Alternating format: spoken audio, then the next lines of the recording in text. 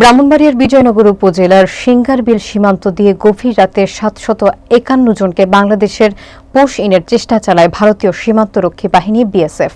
তবে border guard Bangladesh BGB ও স্থানীয় জনতার সক্রিয় প্রতিরোধের মুখে ব্যর্থ হয়ে পিছু হটতে বাধ্য হন তারা। বিস্তারিত দেখুন সবুজ খান জয়ের তথ্যচিত্রে। বৃহস্পতিবার দিবাগত রাত ৩টার দিকে ঘটনা ঘটে। গোপন সূত্রে জানা যায়, গুজরাট, ত্রিপুরা ও রাজস্থানে আটক হওয়া রোহিঙ্গা ও বাংলাদেশের নাগরিকদের বাংলাদেশে ফেরত পাঠাতে পুশ ইনের উদ্যোগ নেওয়া হয়।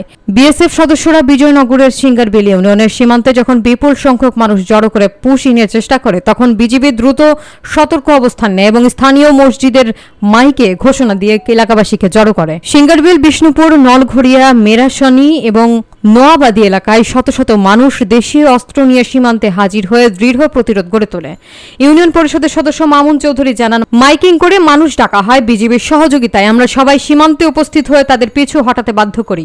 বিজয়নগর উপজেলা নির্বাহী কর্মকর্তা সাধনা ত্রিপুরা বলেন, সীমান্তের পরিস্থিতি বর্তমানে স্বাভাবিক আছে। পুশিনের চেষ্টার খবর পেয়েই জনগণ এবং বিজিবি একসঙ্গে প্রতিরোধ গড়ে তোলে। সবাই এখনও সতর্ক রয়েছে।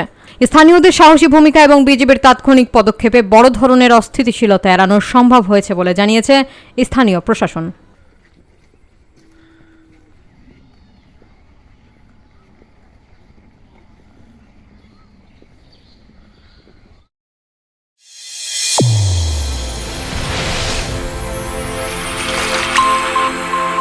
চ্যানেল A1 হৃদয় রেসপন্স।